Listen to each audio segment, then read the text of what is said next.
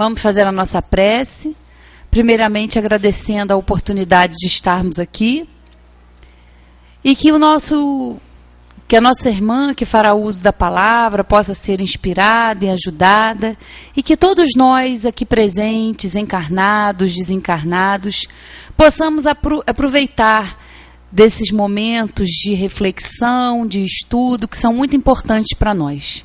Que os Espíritos vieram nos trazer esclarecimentos que nos ajudam, que nos fortalecem.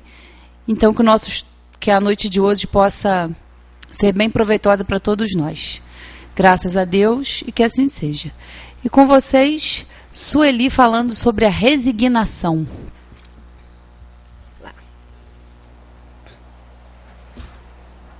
Uma boa noite para todos nós. Como eu havia prometido quando fiz aquela abordagem sobre a depressão, e que eu coloquei aquela escadinha que a gente sobe sempre, né? A gente não vai até o fim dela, mas até ali o 4º degrau, né? Porque não há quem consiga passar pelo dia sem se irritar com alguma coisa, sem se contrariar com alguma coisa. Hoje está complicado, né? Está muito difícil, porque, não sei, acho que a dificuldade de tudo, a crise, todo mundo que o país está passando, as pessoas estão deixando um pouquinho a educação de lado, né? Verniz social ninguém tem mais. Então é difícil a gente passar um dia sem se contrariar com alguma coisa. E a contrariedade é o 1º degrau. Depois vem a irritação, depois vem o aborrecimento, depois vem a irritação. E aí a coisa vai se complicando. Então a gente vai até essa parte aí da irritação e tem que descer. Se continuar subindo, vai ter muitos problemas, né? Mas para a gente compreender tudo isso, né, entender tudo isso, a gente precisa aceitar a nossa situação. Então foi o que eu prometi, dar continuidade àquela, porque nós abordamos essa questão da depressão naquele dia, que quando a gente vai subindo aquela escadinha até o finalzinho, a gente encontra a depressão. Porque a depressão é o mais alto grau de qualquer situação que a gente não goste, né? Seja ela moral, material, seja o que for, doença, o que tiver acontecendo, se nós não colocarmos um fim se a gente não parar ali pelo meio da escada, a gente vai encontrar a depressão, sim. E chegando lá, fica muito difícil a gente retornar. Porque as pessoas falam, mas eu conheço tanta gente que melhora. Claro, tem muita gente que melhora. Até porque a maioria do que falam que é depressão não é. Ainda não é. É uma tristeza profunda, mas não chega a ser depressão, né? A diferença, a gente lembra aqui, que é a pessoa não querer mais nada, ela não quer viver. Essa é a diferença da depressão para uma dor, para uma tristeza profunda. Então, quando a pessoa está triste, né, até lembrando o Manuel Bandeira, tão triste de não ter jeito, passando disso aí, encontra a depressão, sim. Mas, na maioria das vezes, a gente tem uma tristeza muito grande, porque a gente não quer morrer, a gente quer reagir, a gente quer melhorar. Tanto que a gente procura ajuda de amigos, ajuda profissional, ajuda religiosa, ajuda de todo lado, porque a gente quer melhorar. Quando a gente quer melhorar, é porque a gente não está com depressão, porque o depressivo ele não quer melhorar, o depressivo quer morrer. Ele quer morrer, é o que ele deseja, ele não quer ajuda de ninguém, se tentar forçar, ele fica inimigo. Né? Não quer. E aí é um estágio assim, bastante complicado para todos. Mas para a gente começar a subir e descer rapidinho, a gente tem que aceitar a nossa situação, né? A nossa condição, porque não adianta brigar, como é o que a gente vai ver aqui. Ó. A gente começa com a citação do Evangelho, que está lá, bem-aventurados os que choram, pois que serão consolados. Bem-aventurados os que são brandos, porque possuirão a terra. E bem-aventurados os pacíficos, porque serão chamados filhos de Deus. Ora, sem reencarnação não dá para entender isso aqui, não dá para aceitar isso aqui, né? Porque o que a gente vê aí no mundo é completamente diferente. Então, se a gente não tem uma abordagem reencarnacionista das coisas, isso aqui cai por terra e as palavras de Jesus ficam no vazio para a gente, né? Porque só com a ideia reencarnacionista que a gente consegue entender que são os bem-aventurados que choram, porque eles vão ser consolados. Mas quando eles vão ser consolados? Né? Quando vão possuir a terra os brandos, se a terra está na mão dos violentos, né? E eles estão se dando bem assim. E os pacíficos também, né? Quando serão chamados filhos de Deus, só se eles forem pacíficos. Então a gente fica entendendo que realmente sem reencarnação não dá. Até porque a gente sabe, dentro da doutrina espírita, que há duas espécies de contrariedades na vida que levam a gente a ficar subindo aquela escadinha, né? Umas têm sua causa na vida presente, que são as causas atuais, e outras fora dessa vida, que são as causas anteriores. As causas anteriores são aqueles problemas kármicos, as doenças kármicas, os problemas de toda a ordem que a gente traz de outras experiências na nossa vida da Terra. Ou em outro planeta, né? Porque tem muitas moradas a casa do Pai. Então, quando nós não nos conduzimos direitinho, quando nós provocamos muitos problemas nas pessoas, exploramos, a gente vai carregando isso aí para outra existência, e numa outra existência nós vamos resgatar aquilo que não conseguimos resgatar ainda naquela vida. Então, quando a gente traz problemas kármicos, né, problemas para expiar e não para provar, mas para expiar, são sofrimentos causados por coisas anteriores. As provações não. As provações, fora das expiações, elas são apenas provas para o espírito demonstrar para si mesmo que ele já está bem, que ele já está mais fortalecido, que ele já está mais evoluído, né? Então ele passa pelas suas provações sem muito transtorno. Ele passa numa total resignação. Mas aquele que está expiando, não. Normalmente ele se revolta. Ele se revolta como se revolta aquele que compra sem pensar e depois tem uma cartinha de cobrança na sua caixa do correio. Né? Um telefonema para casa. Por quê? Ele comprou, mas ele não quer pagar. Né? Então ele acha ruim quando chega uma cobrança e quer protestar, vai lá, reclama. Antigamente tinha aqueles cobradores da porta, coitados dos cobradores, quase apanhavam nas pessoas, né? Felizmente hoje já não é mais assim, porque era terrível.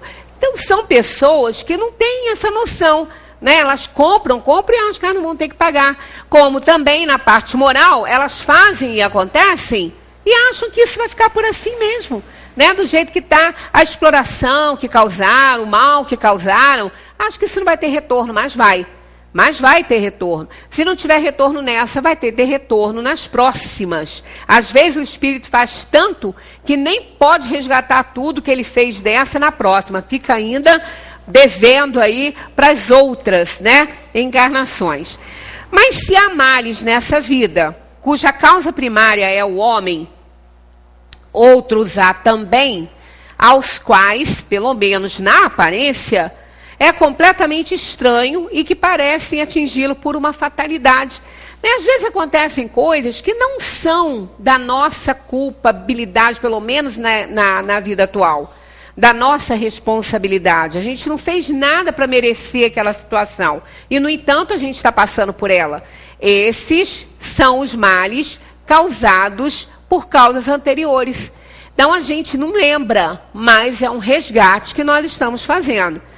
Então, olha, perda de entes queridos e a dos que são o amparo da família, acidentes que nenhuma previsão poderia impedir, reveses da fortuna que frustram todas as precauções aconselhadas pela prudência, flagelos naturais, enfermidades de nascença, deformidades, doenças mentais e tantas outras coisas, né, que a gente vê por aí, que não são causadas por nós, né? Nós não temos culpa pela visão não reencarnacionista, nós não temos culpa de nascer com uma deformação, né, com uma doença congênita. O que fizemos para isso? Aqueles que têm uma ideia não reencarnacionista culpariam Deus. Porque Deus faz sofrer aqueles que Ele ama. Eu preferia então não ser amada por Deus, porque tem uma corrente de pensamento assim, né? Então eu preferia nem ser amada.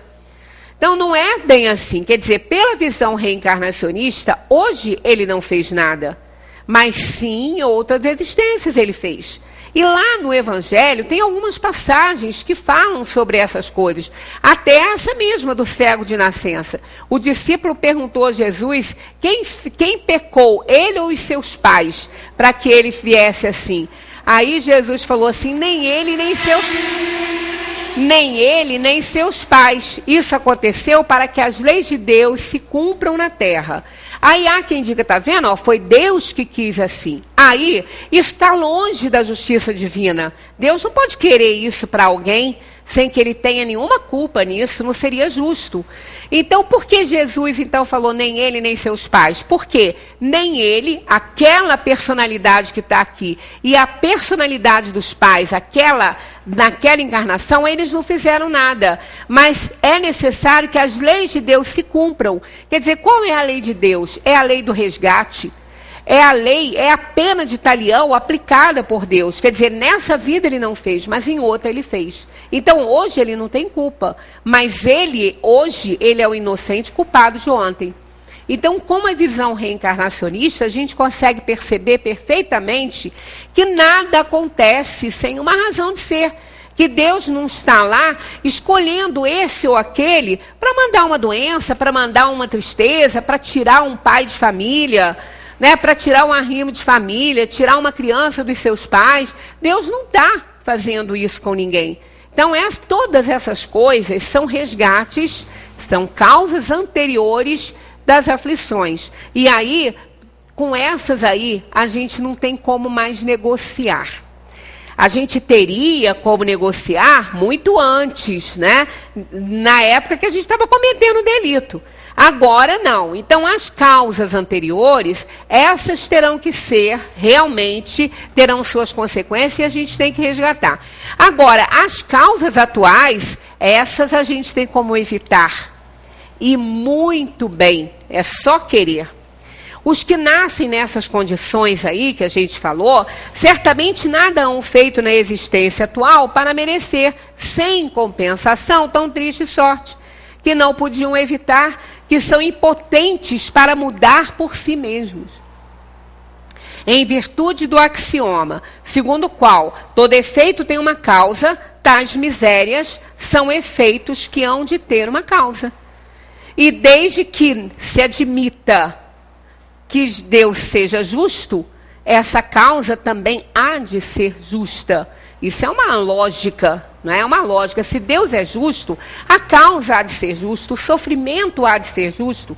Porque quem coordena, quem planejou, quem criou e mantém o universo é Deus. Ele está no controle de tudo. Então, se ele não evita certas coisas, porque é necessário que a gente vivencie essas experiências para a gente crescer. Mas essas experiências não nos são dadas somente para a gente crescer. Essas experiências ruins, elas nos são dadas porque a gente não são dadas, né? Nós fizemos por merecer isso com os nossos delitos do passado. Então não é Deus que está enviando isso. Ele está permitindo que a gente resgate isso. Então é muito diferente da gente sofrer sem merecer. Então, o nosso sofrimento é o resultado do mau uso do livre-arbítrio, ou nesta ou em outras vidas. Na questão 921 de O Livro dos Espíritos, quando Kardec pergunta se é possível ser feliz na Terra, eles dizem que é possível sim, desde que a gente aceite a nossa condição, vivencie as nossas experiências sem revolta. E Kardec faz um comentário muito interessante nessa questão, dizendo o seguinte: nesta vida, somos punidos pela infração às leis da existência corporal, com males que são a consequência dessa infração e dos nossos próprios excessos. Se remontarmos gradativamente à origem daquilo que chamamos de nossas desgraças terrenas, nós as veremos, na grande maioria, como a consequência de um primeiro afastamento do caminho reto. Através desse desvio, enveredamos por um outro caminho mau e, de consequência em consequência, caímos na desgraça. É mais ou menos isso que a gente faz, né? Quando a gente erra, quando a gente comete um erro, faz um mau uso do livre-arbítrio, no lugar, muitas vezes, da gente tentar consertar aquilo ali, a gente caminha ao contrário, a gente toma uma outra atitude que vai ser pior ainda.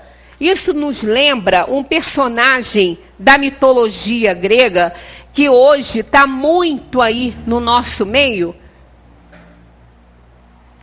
que é o Sísifo.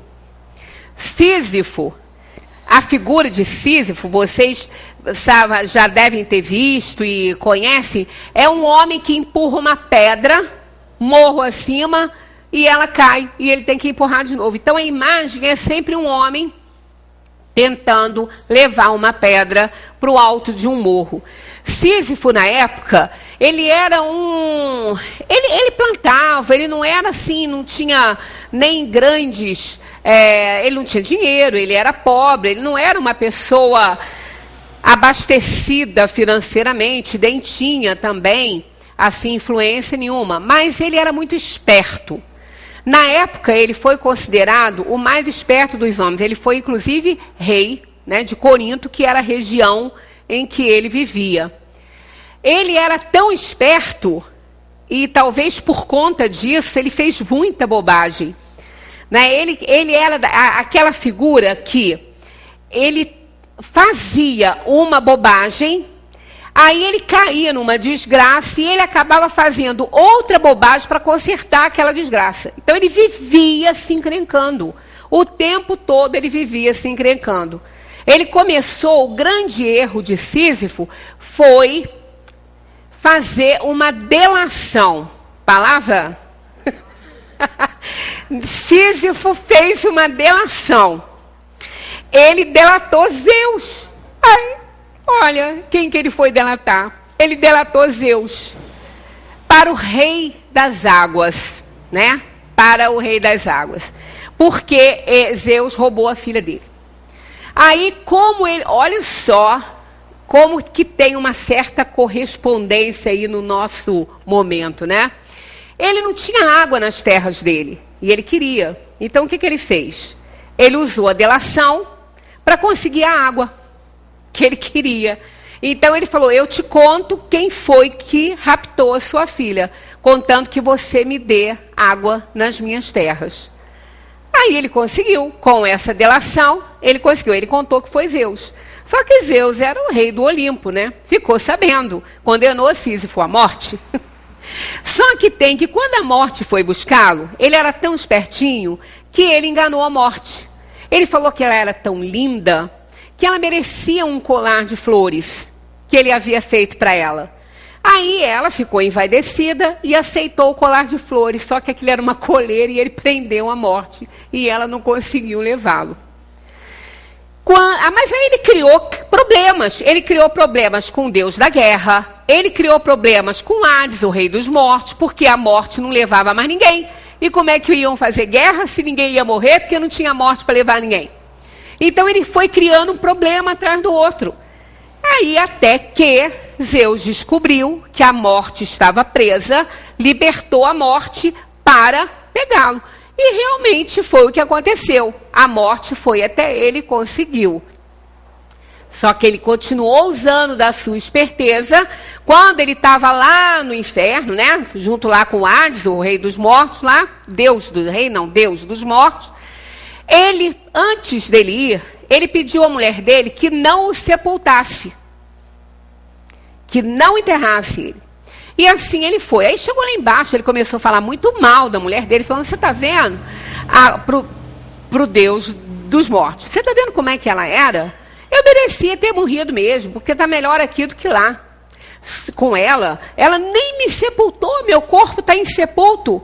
Aí ele falou, você podia me dar um dia para eu ir lá obrigá-la a enterrar meu corpo. Mais uma vez ele ganhou a confiança, lá foi ele. Quando ele chegou lá, pegou o corpo dele de novo e fugiu com a mulher. Morreu de velho. Só que o dia de todo mundo chega. E o dele chegou também. Né? Ele foi enganando, ele foi fazendo isso, aquilo, mas acabou que ele tinha que morrer um dia. Aí ele morreu, quando ele chegou lá, Hades então o puniu, obrigando ele a levantar e rolar uma pedra morro acima, colocar uma pedra lá que nunca chegaria no local. Então essa foi a punição e a condenação eterna de Sísifo, né? Então os Sísifos modernos são aqueles que fazem a mesma coisa que ele fez. São os espertalhões, né, do mundo moderno, que fazem uma falcatrua aqui, enganam ali, roubam aqui e acham que o dia deles nunca vai chegar, mas chega. Né? E ainda por cima, justifica tudo seu, é a vítima do mundo. Todos estão errados. E eles nunca têm culpa de nada, e eles nunca sabem nada, eles não têm culpa. Eles fizeram isso porque o fulano fez aquilo.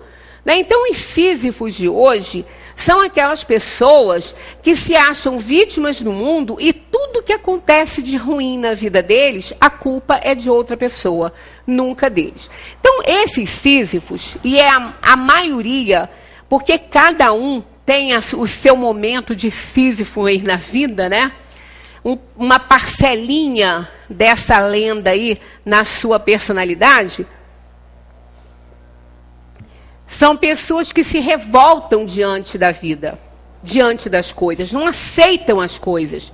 Vão brigar a vida inteira, não vão conseguir um resultado benéfico, mas vão continuar revoltados e brigando com as situações, achando que o mundo é culpado da situação deles. Então, com essas pessoas, a resignação não tem vez. Eles não entram nesse clima de resignação.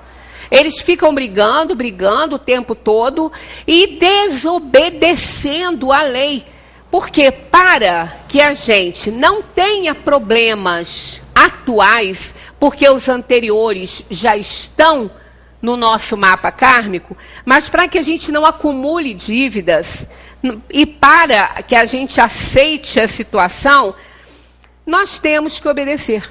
Obediência é a palavra-chave.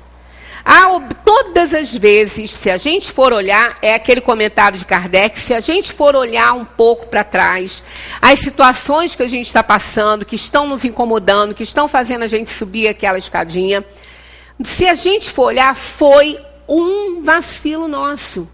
Foi no momento em que nós não trilhamos, não fomos obedientes com alguma regra, com alguma coisa. Né? Todas as vezes que desobedecemos regras, seja ela uma regra da nossa vida orgânica, da regra moral, né? Todas as vezes que a gente transgride a lei, e a maior delas é a lei divina, nós respondemos por isso, nós criamos problemas para nós com isso.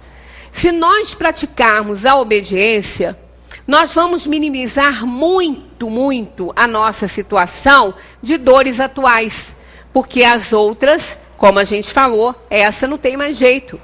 Então, a obediência é a solução, não tem outra coisa. Né? Aquelas pessoas que obedecem às leis, elas só vão sofrer problemas que elas não tenham nenhuma responsabilidade. Então, os problemas são menores, e se não forem menores, eles estarão ligados a problemas de causas anteriores, que terão que ser resgatados. Então, muitas vezes a gente fala, mas eu não tive a menor culpa disso que aconteceu comigo. Sim, não teve agora. Mas se aconteceu, não é uma pessoa inocente. Aconteceu porque tinha que fazer um resgate. Então, a gente entendendo essa parte, a gente compreende melhor a situação, é mais fácil da gente não se aborrecer e não se irritar tanto a ponto de subir aquela escadinha toda, né? As lições do mestre ensinam a todos, em todos os seus pontos, a obediência e a resignação, Duas virtudes companheiras da doçura, embora erradamente sejam confundidas com a negação do sentimento e da vontade. No Evangelho também está cheio de história assim, né? A história de Ló, né? Na mitologia temos aí Orfeu e Eurídice, que perdeu sua amada, né, que morreu, foi também lá para o inferno, e Hades a devolveu, mas disse a ele que ele subisse sem olhar para trás, que ela o seguiria.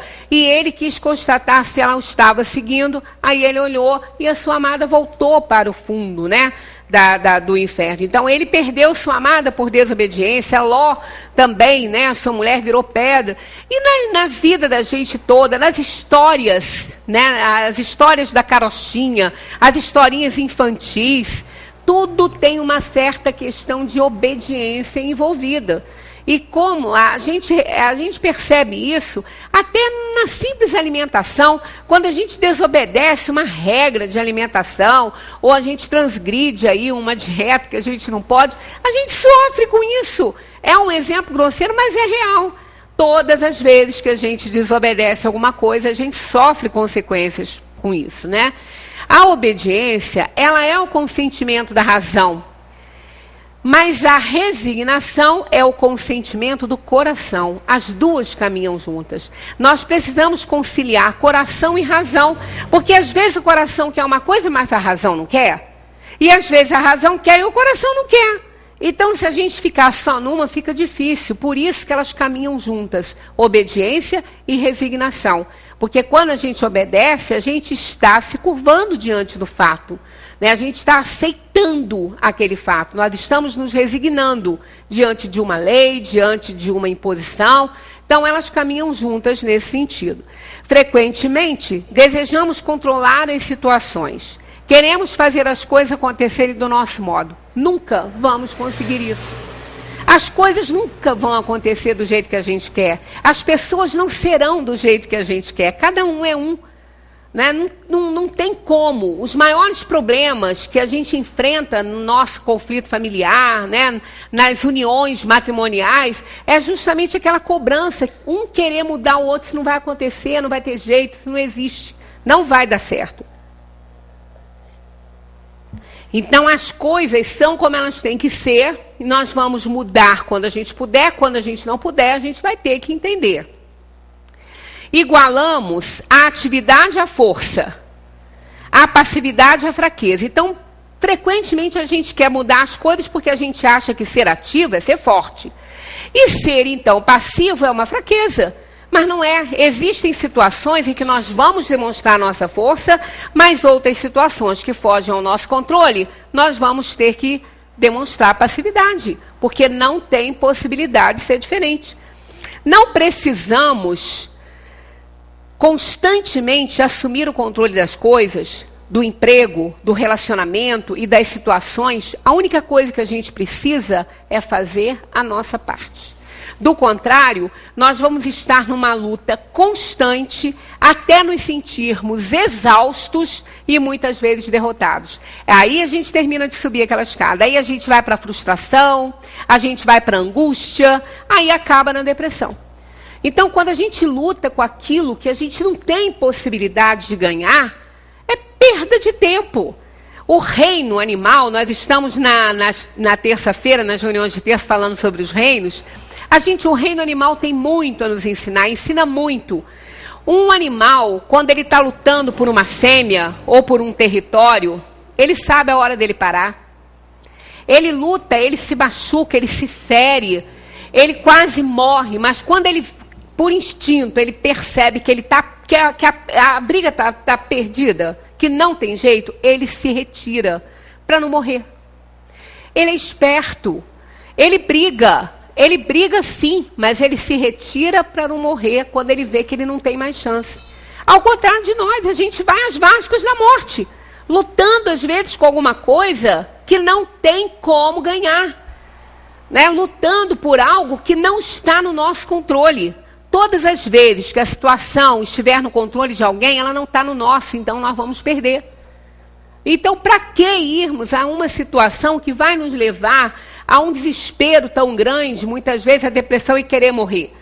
Né? Então, quando a gente vê que a situação está fora do nosso controle, não vamos continuar nessa briga destrutiva. É uma atividade que não tem retorno. Né? Quando a gente vê no reino animal, eles brigando por alimento e tudo, por exemplo, os cães. Se tiver um osso ali, um deles pegar, o outro não vai atrás. Ele espera a distração do outro para ele pegar. Mas enquanto estiver na posse do outro e ele estiver na vigília, ele não vai. Ele não vai porque ele sabe que ele pode perder, não é mais dele. Então ele se retira. Então a gente não aprende, né, com o reino animal. Deveríamos aprender. Porque nós vamos até o fim das nossas forças lutando com aquilo que nós sabemos que a gente não tem como ganhar, porque depende dos outros, não depende da gente. Como que a gente vai se meter, querer mudar as pessoas? As pessoas mudam quando elas querem, a gente vai morrer fazendo isso. Às vezes está lá um casamento de 40, 45 anos, a pessoa está reclamando agora, nos 45, que ela reclama desde o primeiro. E vai morrer reclamando. Né? Eu não estou me isentando disso não, porque eu também faço isso. Né? Eu, às vezes, me pego reclamando de alguma coisa e depois eu falo, gente, o que é isso? Eu estou doida. Eu reclamo disso há 45 anos. Eu vou parar, porque não tem mais jeito. Não tem jeito, não vai dar certo. Não vai. Se em 45 anos não resolveu, vai resolver agora? Aí pior que não, ainda vai juntar com outros. Então a gente tem que reconhecer o momento de parar. Ninguém sabe de fato por que as coisas acontecem e como vão acontecer. O problema é que achamos que deveríamos saber. Isso aí é fato. A gente acha que a gente sabe tudo. Da vida do outro, então, como a gente sabe resolver o problema do outro, né? Não precisamos constantemente, então, assumir o controle das coisas. É importante a gente delegar, a gente aceitar a situação. Em qualquer momento, podemos encontrar uma paz maravilhosa numa entrega. Porque resignação é a entrega de nós mesmos a uma situação que foge ao nosso controle. A resignação, ela não é sinônimo de acomodação, sinônimo de jogar toalha, não é isso. Ela é sinônimo de aceitação, é uma atitude inteligente. Aceitar a situação é uma atitude inteligente. Porque se aqueles machos brigando pela fêmea, ele não aceita a condição dele de perdedor, ele morre. Né? Ele morre. E ele tem uma atitude inteligente, ele se retira, porque ele vai se fortalecer, depois ele volta para brigar no ano seguinte, na época do acasalamento. E muitas vezes ele ganha. Então, a atitude inteligente é retirar o time de campo quando não dá mais para ganhar. Preparar-se resignadamente para a próxima luta, que então a vitória poderá acontecer. Então, isso é atitude inteligente. Em qualquer momento, todos nós podemos compreender isso em qualquer situação da nossa vida. Entregar-se não significa desistir e ceder, mas sim um sinal de inteligência diante do fato em que nós estamos vivendo. Significa força e coragem para reconhecer e enfrentar a situação que se apresenta e que não pode ser mudada. Tem situações que não está ao nosso alcance mudar, principalmente aquelas que envolvem outras pessoas, que as outras pessoas estão na ativa. Então, na ação, não podemos fazer grande coisa, a não ser esperar que essa pessoa compreenda e mudar a nossa estratégia de vida. Não fomos criados para viver situações em que ficamos batendo a cabeça na parede. Nós não fomos criados para isso, nós somos os seres inteligentes, inteligência sem limite, raciocínio sem limite. Então nós temos que usar isso aí, fazer jus a essa grande conquista do espírito humano, que é o raciocínio sem limite. Estamos aqui para aprender e não para sofrer. Existe uma grande diferença na entrega e na mera abdicação. Né? Na resignação, na entrega, nós estamos apenas, momentaneamente, aceitando a situação, para então, inteligentemente, sem nenhuma reação, porque isso é dos animais, nós estamos então aprendendo para novas lutas que virão e, quem sabe, a vitória nessa mesmo que a gente está vivendo agora, né?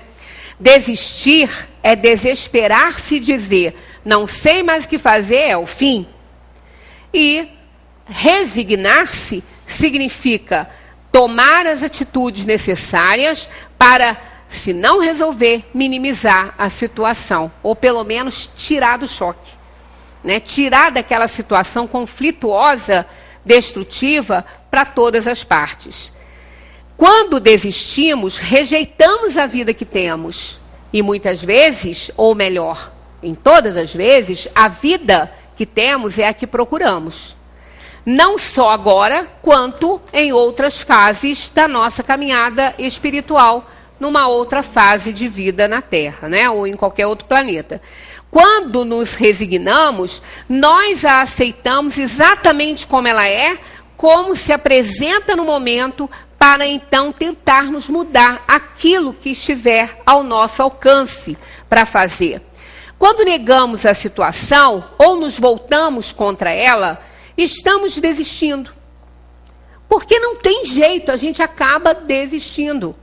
Mas quando nos voltamos para ela e a acolhemos como tal, como ela está acontecendo, estamos então nos resignando e nos preparando, né, para uma reação, ou melhor, uma ação inteligente dentro do problema. O sinal, isso é muito importante, ó, os animais sabem quando parar por instinto, mas nós temos instinto, mas nós temos a inteligência que não, assim, isenta a ação instintiva, mas ela se sobrepõe à ação instintiva. O instinto está sempre presente para suprir as necessidades da inteligência. Mas quando nós estamos no reino nominal, a inteligência prevalece. O instinto está lá, mas a inteligência prevalece. Então, o animal é guiado por instinto, ele sabe exatamente o momento dele parar para ele não perder a vida dele. E a gente tem que reconhecer esse momento através da razão. Então, olha só o sinal que a gente tem. O sinal de que é hora de aceitar a situação acontece quando nos sentimos exaustos por tentar controlar uma situação ou vencer uma batalha que não está ao nosso alcance. Tem que ser reconhecido esse momento. E isso não é difícil reconhecer. É que nós somos orgulhosos demais para achar que nós, naquele momento, a gente perdeu. Não perdemos, apenas demos um tempo para aquela situação. Não é uma perda, não é uma derrota. É apenas um tempo para a gente se refazer.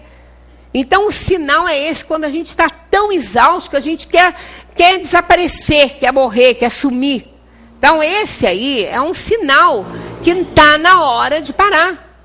Quando isso acontece, precisamos sair desse aperto mortal para nos livrarmos da preocupação constante e interrompermos a luta tão destrutiva que é contra aquilo que nós não temos chance. Né? Quem tem chance? Chance tem, mas pela medicina. Mas quem pode se desesperar e brigar porque está com uma doença incurável? Ela tem que procurar ajuda. O que a gente faz diante de uma doença incurável? Vai bater nas pessoas, vai culpar as pessoas, vai se revoltar, vai ficar mal criado, vai ficar sem educação, irritado, rebelde, revoltado? Não. Revoltado com Deus? Não. Vamos aceitar a situação de doença e vamos procurar ajuda médica. Vamos procurar os recursos médicos. Se for para a gente melhorar, a gente vai melhorar. Então, a gente só tem que fazer a nossa parte. Ficar revoltado, chorando, gritando, resolvendo, não vai resolver absolutamente nada. Então, é isso, nesse sentido, a gente vê que a gente tem que parar. Vai ser uma luta perdida. Porque aí a gente não vai ter força nem para poder reagir junto com o tratamento para a gente poder melhorar. Então, são situações que a gente tem que reconhecer que não estão ao nosso alcance. A gente não pode fazer nada.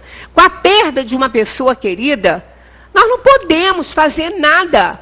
Nós não temos essa potência. Chegou o momento, ela foi. Mas ela só partiu do plano material, ela não morreu. Então aí vem, adianta a gente se revoltar.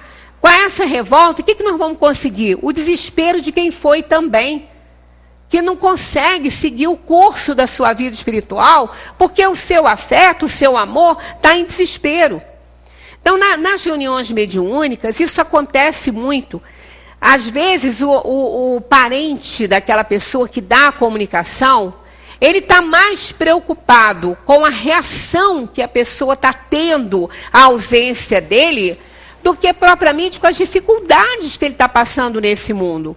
É com a maneira de agir que eles se preocupam, porque é isso que é o problema. Porque quando a gente aceita as situações, normalmente a gente sai vitorioso delas, porque a gente recebe uma ajuda sobre aquilo ali. Então, tudo que a gente tem para receber, nós vamos receber quando a gente aceita. Mas quando a gente se revolta, a gente não recebe nem as orações das pessoas, porque a gente abre um guarda-chuva imenso que impede até a entrada dos fluidos. Quando nos desapegamos e nos entregamos, liberamos as imagens mentais de como as coisas deveriam acontecer e aceitamos o que a vida nos traz. Aceitamos a ideia de que realmente não sabemos como as coisas deveriam ser. A gente fica assim, mas e se fosse? E se eu tivesse feito isso? E se eu tivesse? E se? Já era. Nós não podemos mais controlar o que passou. O que passou tem que ficar passado, não tem jeito. Um outro erro gravíssimo nosso é ficar trazendo as coisas do passado para o presente. Nós só devemos abrir a caixinha do passado quando aquela situação for útil para nós agora no presente. Quando ela for importante para a gente não errar para um futuro melhor. Aí a gente pode buscar uma experiência ou outra, mas do contrário, as coisas que estão no passado devem ficar lá. Não devemos trazer para o presente, porque já passou, não tem mais jeito. Não tem mais como ficar remoendo um passado, o que fulano fez, o que fulano deixou de fazer, o que eu fiz, o que eu podia ter feito. Não fez, acabou, está lá atrás, ninguém vai mudar isso. Né? O passado é passado. Só o presente pode ser útil para a gente mudar e fazer um futuro melhor. O que está no passado só vai nos causar tristeza, nos causar revolta, quando a gente começa naquelas, sabe, naquelas lembranças que não vão nos ajudar em absolutamente nada, só vão nos trazer desgosto.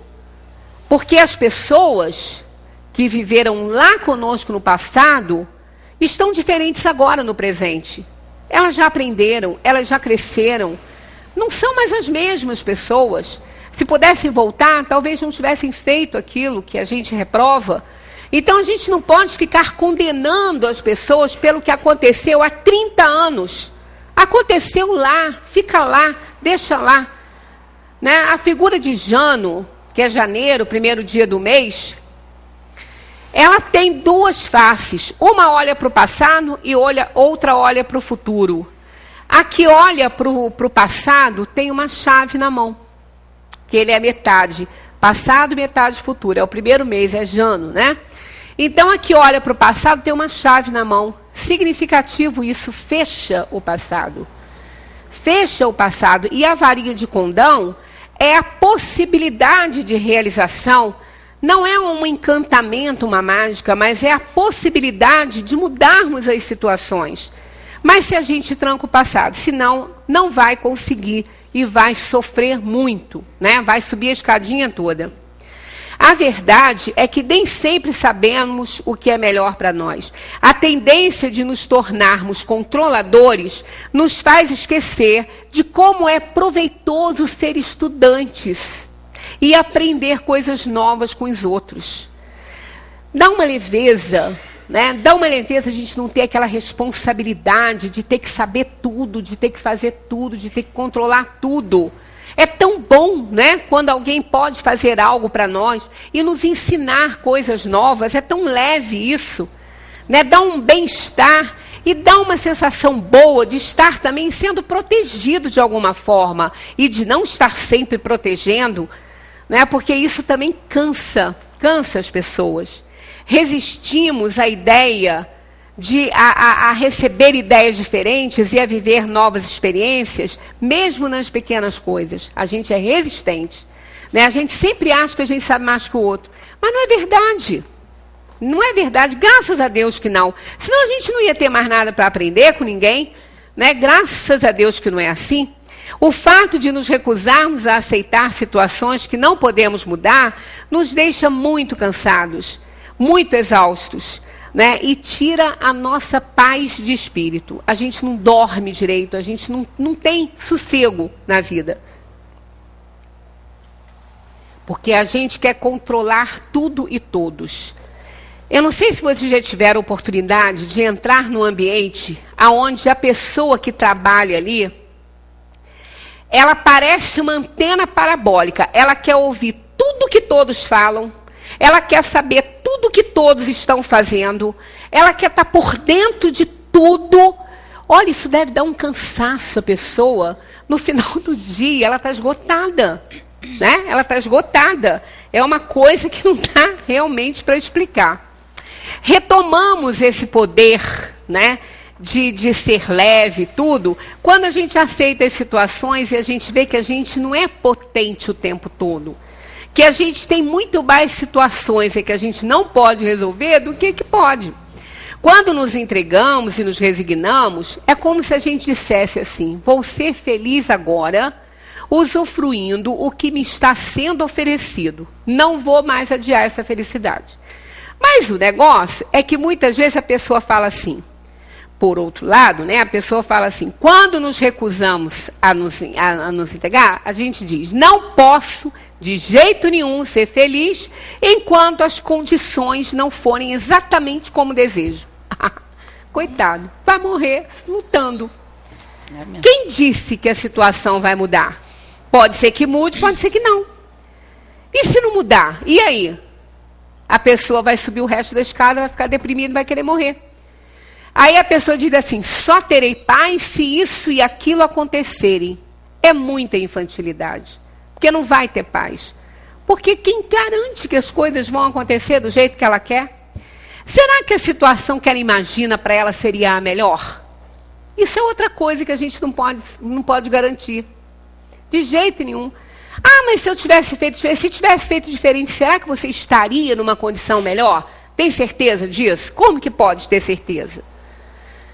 Será que não existem outras circunstâncias e situações que nos trariam alguma paz?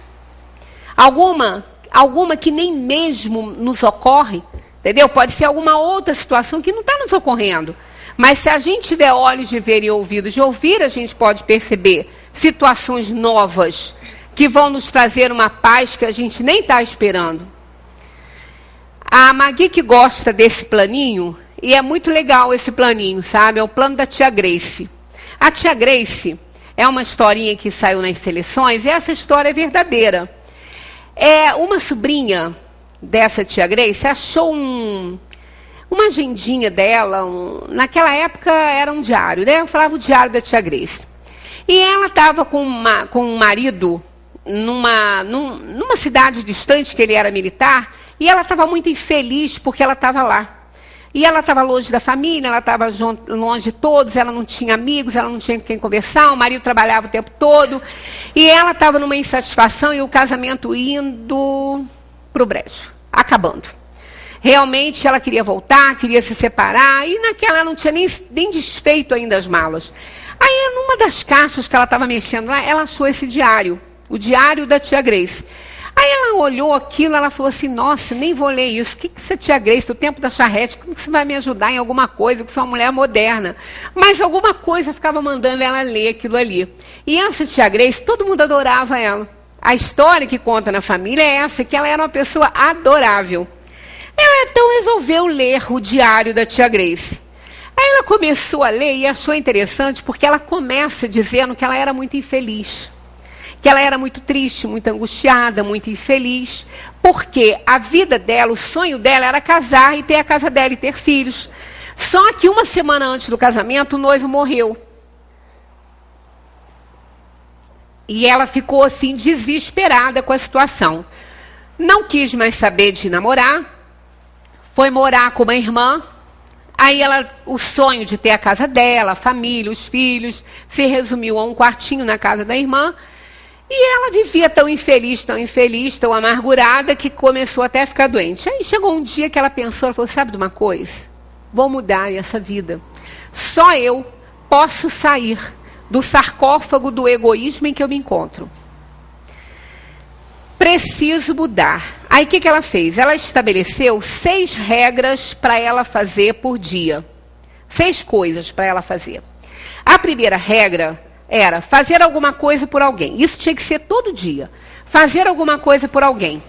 Fazer alguma coisa por ela. Fazer algo que ela não gostaria de fazer, que ela não tinha nenhum prazer em fazer, mas que precisava ser feito. Fazer um exercício físico, fazer um exercício mental. E a 6ª regra era fazer uma oração agradecendo a Deus por tudo que ela tinha. Então ela colocou isso em prática. Ela conta algumas situações, alguns dias dela, e aquilo ali despertou realmente a sobrinha, porque ela encontraria uma forma de fazer isso. Então ela passou a acordar nesse sentido e fazer alguma coisa por ela, alguma coisa por alguém. Né? Então, assim, ela fez. Eu não vou contar a história toda, porque o tempo está escasso, mas é muito interessante. Numa outra oportunidade, eu até conto como que foi o dia, o primeiro dia de uma e o primeiro dia de outra. Mas isso a gente pode fazer para minimizar a nossa situação. Porque quando a situação não pode ser mudada por nós, realmente a gente precisa fazer alguma coisa para viver dentro daquele quadro, até que a gente possa mudar, ou que o quadro mude, ou então que a gente se acostume a uma situação que não está no nosso controle mudar nem modificar. Por essas palavras, bem-aventurados os aflitos, pois que serão consolados, Jesus aponta a compensação que hão de ter os que sofrem e a resignação que leva o padecente a bendizer do sofrimento como prelúdio de cura. Ora, a gente ainda não está muito nessa, né? Porque daí a gente até agradecer o que está acontecendo que a gente não gosta, porque é o que vai nos ensinar, isso é o ideal. Mas enquanto a gente não consegue uma evolução para chegar a esse ponto, né, de agradecer por isso, pelo menos a gente não se revoltar, já é alguma coisa que a gente consegue muito bem. O homem que sofre assemelha-se a um devedor de avultada soma, a quem o credor diz: se me pagares hoje mesmo a 100ª parte do teu débito, quitar-te-ei do restante da dívida, e você ficará livre. Do contrário, te atormentarei. Então é isso que a gente tem que entender. O que nós estamos passando nesse mundo, realmente são resgates que nós estamos fazendo. A gente precisa compreender direitinho isso. Nem sempre conseguimos o que queremos, mas sempre recebemos o de que precisamos, mesmo que isso não se encaixe na nossa expectativa. Tem muita coisa aqui ainda para a gente ver, mas eu preciso arrematar essa nossa conversa com a questão da resiliência. A pessoa que se resigna diante das coisas, que não se revolta, ela está a um passo de desenvolver a resiliência. O que é isso? Isso é extremamente importante para a gente enfrentar as situações e sair inteiro delas. Resiliência é um termo ligado à física, em que um elemento é colocado sob pressão e ele volta ao estado natural sem perder nada dele. Então, isso emprestado para a psicologia é exatamente essa situação. A gente passar por situações difíceis, por situações dolorosas, de sofrimento, de perda, seja do que for, compreender aquela situação e conseguir ficar sem ser machucado ao ponto de ter que lamentar para o resto da vida alguma coisa. Então, trouxemos um texto que explica muito bem essa questão. É assim, ó, a resiliência, é a capacidade de suportar tensões, pressões, adversidades. No plano psicológico, a resiliência é atribuída aos processos de superação de crises e adversidades em indivíduos, grupos e organizações. Estas soluções incluem a força para suportar a dor, a perda, de transcender obstáculos, administrar com êxito os conflitos mais sérios, contornar as pressões e se adaptar a qualquer mudança em qualquer área no que seja preciso. Todas as pessoas têm essa característica na sua personalidade. Todavia, nem todas conseguem usá-la da mesma maneira. É inevitável passar por momentos de decepção, de desilusão, que podem levar a pessoa ao extremo de sentir que não dá mais, que não há limite para a sua força. Porém, é vital aprender a frustrar-se, aceitar que as coisas não são como a gente espera, aprendendo a trabalhar as decepções e desilusões sem se perder nelas. Saber como lidar com tudo isso para conseguir seguir em frente, crescer e se transformar. Quando nós fizemos aquela outra sobre depressão, a gente falou muito sobre aquele psicólogo Stevens, que ele falou que a gente não deve fugir da dor. A dor nos fortalece, ela nos coloca em condições de enfrentar as situações. Quem foge da dor, ela não se prepara, ela não cria resistência para enfrentar situações difíceis. E todos nós vamos ter situações difíceis. Quem já teve sabe como é duro passar, quem não teve vai ter, porque nós não estamos nessa terra para a gente fazer um turismo, né? A gente não está aqui para fazer turismo. Um outro ponto importante é um outro psicólogo que ele viveu em campo de concentração e ele pôde observar muitas coisas, muitos comportamentos, muitas situações de pessoas que não aguentavam aquela situação ali, aquela dor, e acabavam se jogando, né, contra os guardas e seus cães e morrendo, se jogavam contra as cercas eletrificadas, e ele pôde observar muito isso, e ele viu que realmente as pessoas que mais resistiam naqueles campos, que mais conseguiam vencer os dias, eram as pessoas que se preocupavam com os outros mais frágeis, que procuravam guardar algum alimento para quem estava precisando mais, que conseguia remédios para quem estava precisando mais.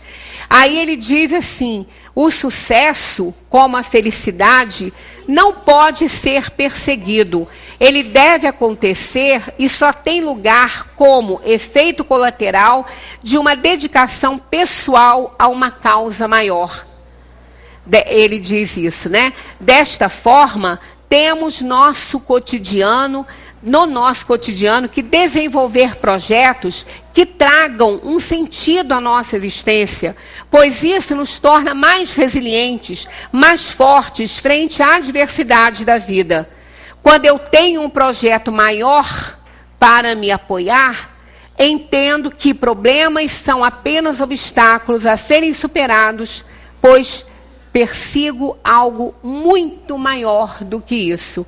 Esse é Viktor Frankl, que foi um psicólogo que viveu em campos de concentração. Então, essa situação, quando a gente se habilita a ser solidário, a ajudar os outros, a gente desenvolve essa resiliência, essa capacidade de passar pelos problemas e sair inteiro desses problemas, né, de sair mais fortes. Isso a gente vê muito em algumas pessoas que passam por tantas dores, por tantas dificuldades, e vivem sorridentes, vivem tão felizes, né, tão fortes, ajudam tantas pessoas. Gente, como essas pessoas conseguem? Desenvolveram a resiliência, desenvolveram essa capacidade de superar os seus sofrimentos, as suas dores, ajudando outras pessoas e percebendo que existem problemas muito grandes e que todas as pessoas passam por todos os problemas. A gente não é o único a sofrer no mundo, né? E para encerrar, a gente vai ler aqui 4 leis da espiritualidade, muito importante, isso é ensinado pelo hinduísmo, né? E vem muito ao encontro daquilo que a gente aprende da doutrina espírita. É necessário que a gente tenha paciência e tenha fé, porque sem isso a gente não consegue nem obedecer e nem aceitar as coisas, né? Então eles dizem assim, a pessoa que vem é a pessoa certa. Porque a gente acha que as coisas acontecem na nossa vida que não era para acontecer, né? Às vezes a gente fala, fulano apareceu só para a minha vida, só para desgraçar a minha vida. A gente costuma muito colocar umas citações que a gente, como espírita, sabe que não é. Mas às vezes a gente fala, o crachá está na bolsa, né? Ou no fundo da gaveta, a gente fala bobagem. Mas é assim, ó.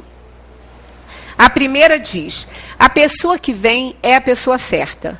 Ninguém entra em nossa vida por acaso. Todas as pessoas ao nosso redor, interagindo com a gente, têm algo para nos fazer aprender e avançar em cada situação. A segunda lei diz, aconteceu a única coisa que poderia ter acontecido. A gente aprende isso no Espiritismo. Mesmo que não seja do nosso agrado, o que está acontecendo com a gente é o melhor que podia acontecer. Porque Deus é justo e é misericordioso. Ele não vai dar nada que a gente não possa suportar. Nada, absolutamente nada, do que acontece em nossas vidas poderia ter sido de outra forma. Mesmo o menor detalhe, não há nenhum se eu tivesse feito tal coisa. Ou aconteceu que um outro... Não, nada disso. O que aconteceu foi tudo o que poderia ter acontecido e foi para aprendermos a lição e seguirmos em frente. Cada uma das situações que acontecem em nossa vida, cada uma delas é perfeita. A terceira diz, toda vez que você iniciar é o momento certo. Tudo começa na hora certa, nem antes e nem depois. Quando estamos prontos para iniciar algo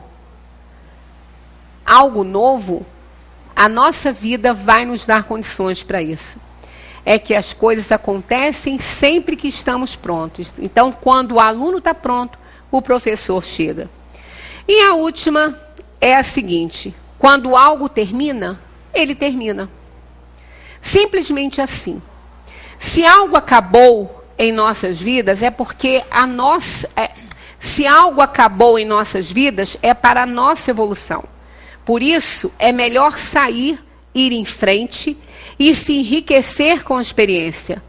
Não é por acaso que estamos lendo esse texto agora. Se ele vem à nossa vida hoje, é porque estamos preparados para entender que nenhum floco de neve cai no lugar errado. Então, aquela mania da gente falar, poxa, isso podia ter acontecido na minha vida na época tal. Não podia, porque na época tal não seria como é hoje. Não estávamos preparados, a coisa não via da maneira que deveria vir. Então, essas 4 leis da espiritualidade são extremamente importantes. A pessoa que vem é a pessoa certa. Aconteceu a única coisa que poderia ter acontecido. Toda vez que você iniciar é o momento certo. E quando algo termina, ele terminará. E nunca vamos nos esquecer, um momento de paciência pode evitar um grande desastre. Um momento de impaciência pode arruinar toda uma vida. E como a gente gosta de repetir isso aí, precisamos evitar a impaciência. Já vivemos séculos incontáveis. E estamos diante de milênios sem fim. Vivo pedindo Magui para repetir isso para mim o tempo todo, porque é melhor ouvir do que ler. Parece que a gente, né, reflete melhor. Que Jesus continue nos amparando, porque nos ampara com certeza, e que a gente possa usar o Espiritismo a nosso favor. Porque a gente aprende tanta coisa boa, que não fique só na leitura, que passe para a corrente do pensamento, porque ele alicerça as nossas ações. Porque se não servir para isso, não valeu a pena aprender. Ele tem que servir para nos ajudar, para libertar nossa alma. São verdades universais que vão nos fazer nos levar a um autoconhecimento que vai nos dar uma libertação, que vai nos trazer a felicidade que a gente tanto busca. Muita paz para todos.